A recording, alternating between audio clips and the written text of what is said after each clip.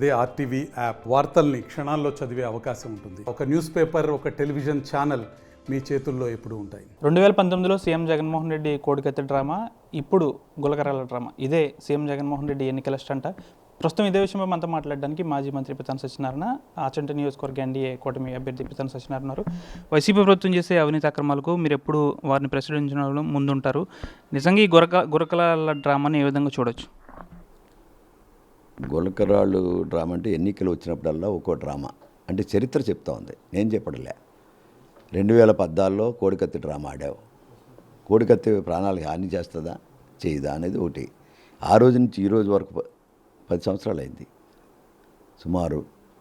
ఆ అమాయకుడు ఎస్సీ కుర్రోడు, వాడికి ఈరోజు కూడా జైలు శిక్ష పడకుండానే 10 సంవత్సరాలు జైల్లో ఉంచిన మహాగణుడు జగన్మోహన్ రెడ్డి అంట. బెయిల్ కూడా పెట్టించినట్లేదే, నువ్వు మేనేజ్ చేసుకెళ్తున్నావే. ఆఖరి 2019లో నువ్వు నెగ్గడం కోసం, ఒక సింపతి కోసం, రేపు రాజకీయానికి అడ్డొస్తాడని వివేకానంద, నీ చిన్న తండ్రిని వివేకానంద రెడ్డి, నీ సొంత తండ్రి యొక్క తమ్ముడు ఎంపీ క్యాండిడేట్కి అడ్డొస్తాడని, అవినాష్ రెడ్డికి అడ్డొస్తాడని, అవినాష్ రెడ్డి యొక్క మనుషుల చేత నీ ప్లాన్ ప్రకారం హత్య చేశారని సిబిఐ చెప్తా ఉంది. ఆఖరికి డాక్టర్ సునీత నీ చుట్టూ తిరిగింది, నిన్ను నమ్మి. నువ్వే గూడుపటానవే సిబిఐ చెప్పిన తర్వాత కానీ ఆవిడికి కళ్ళు తెరలేదు. ఇప్పుడు గోల పెడుతున్న, నోరు పెడుతున్నా కూడా అలర చేస్తున్నదని మళ్ళీ కోర్టుకు వెళ్ళి ఆవిడ వాయిస్ని పబ్లిష్ చేయడానికి లేదు, అవి ఈ ఎన్నికల్లో మాట్లాడడానికి లేదని నువ్వు డైరెక్షన్ తెచ్చుకున్నావు. అంటే ఫేస్ చేయడానికి సిద్ధంగా లేవు, వాస్తవాలు చెప్పడానికి సిద్ధంగా లేవు అనే మాట అర్థమవుతోంది. మళ్ళీ రాయెట్టుకున్నాం.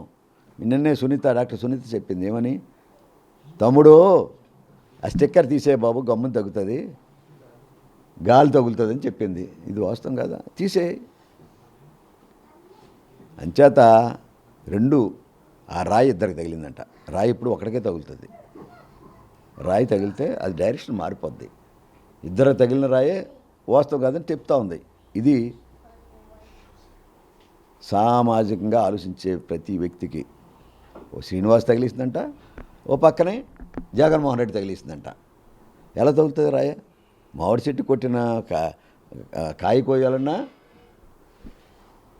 అక్కడ తగిలి ఏదన్నా కాయ పడకపోతేనే ఎదురుకెళ్ళి తగులుతుంది, అంతేనా? అటువంటిది జగన్మోహన్ రెడ్డిని హత్యా రాజకీయాల కోసం రాళ్ళు విసిరారని చచ్చిపోతాడా రాయి తగిలితే? అంటే ఇటువంటి డ్రామాలు, హత్యా రాజకీయాలు ఇవాళ ఎన్డీఏ ప్రభుత్వం మీద పెట్టడం, అందులో తెలుగుదేశం పార్టీ వాళ్ళ మీద పెట్టడం ఇక ఆరవాతి అయిపోయింది. ఇది ప్రజలు నమ్మే పరిస్థితులు లేరు. ఆలోచించుకో, ఇంకా నీ డ్రామాలకు కుదరవని చెప్తా ఉన్నాం. ఓకే. మీ నియోజకవర్గంలో ఇక్కడ స్థానిక ఎమ్మెల్యే రంగనాథరాజు చేసిన అవినీతి ఆరోపణలపై మీరు సాక్షాత్తు జిల్లా కలెక్టర్కు కూడా ఫిర్యాదు చేస్తే పట్టించుకోని పరిస్థితి. అంటే సివిల్ సర్వెంట్లు కూడా వైసీపీ ప్రభుత్వానికి, సీఎం జగన్మోహన్ రెడ్డికి దాసోహం అయిపోయారు అనుకోవచ్చా? 100% చెప్పాను, అనేక సార్లు బహిరంగంగా చెప్పా. కలెక్టర్, ఐఏఎస్ ఆఫీసర్ల యొక్క మ్యాండేట్ ఏదవుతుందో, అడ్మినిస్ట్రేటివ్ సిస్టమ్ యొక్క వాల్యూని చంపేసిన అధికారులు ఈ రాష్ట్రంలో ఉన్నారు. జగన్మోహన్ రెడ్డి యొక్క ప్రభుత్వంలో ఉన్నారు. ఐపీఎస్ అధికారులు కూడా దాసోహం అయ్యారు. బాధ కలుగుతుంది. పొలిటికల్ సిస్టంలో పీపుల్స్ డిఫరెంట్ ఒక పక్కన ఉంటే, అడ్మినిస్ట్రేటివ్ సిస్టమ్ ఒక పక్కన ఉంటుంది. దానికి అధినేతగా రాష్ట్రపతి మీకు అడ్మినిస్ట్రేటివ్ సిస్టమ్కి అధికారిగా ఉంటారు. రాష్ట్రంలో గవర్నర్ ఉంటాడు. మాకు ప్రధాని, ముఖ్యమంత్రులతోటి, మంత్రులతోటి శాసనసభ్యులుగా లేదా పార్లమెంట్ సభ్యులుగా ఉంటారు.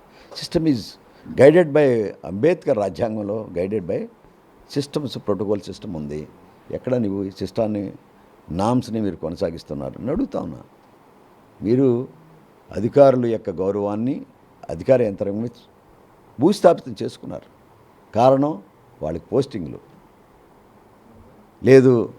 వారు కొంతమంది అవినీతికి పట్టం కట్టుకుని దాసోహమై డబ్బులు సంపాదించుకుంటా ఉన్నారు. అది అవకాశంగా తీసుకున్నారు.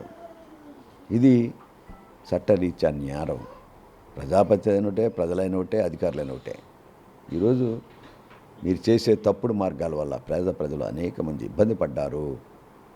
చట్టానికి కాపాడవలసిన మీరు, ఒక రాజ్యాంగబద్ధంగా మీకు అధికారం ఇచ్చాము, ఎక్కడ మీరు ప్రజలను కాపాడగలిగారు.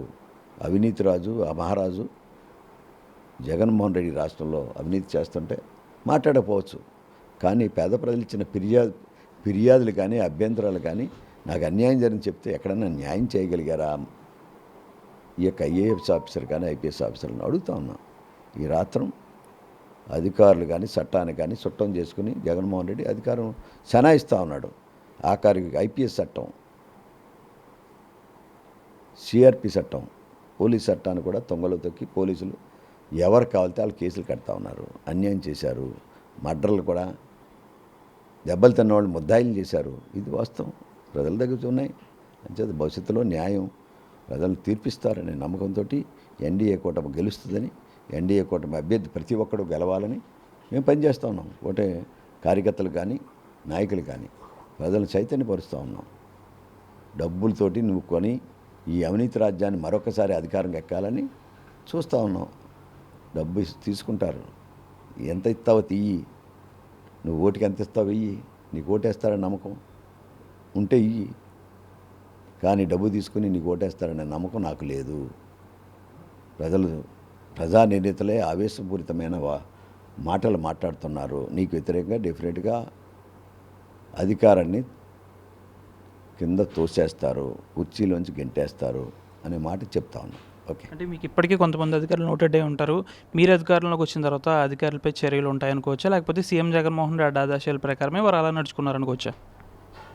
ఎప్పుడు కూడా నేను అధికారంలో కాంగ్రెస్ పార్టీలో ఉన్నా, తెలుగుదేశంలో కూడా ఉన్నా, ఎప్పుడు అధికారిని గౌరవించుకుంటూ వచ్చాం, చట్టాన్ని గౌరవించుకొచ్చాం. చట్టం లోబడి పనిచేస్తానంటే మేమే ప్రజలను నచ్చచెప్పి, బాబు కొన్ని చేయడానికి వీల్లేదు, చట్టం లోబడి మేము పనిచేయాలి, మీరు అర్థం చేసుకోండి చెప్పాము. కానీ ఈరోజు చేసిన వ్యవహారం చూస్తే అధికారులు ఏ రకంగా చట్టాన్ని భూస్థాపితం చేశారో బాధ కలుగుతుంది.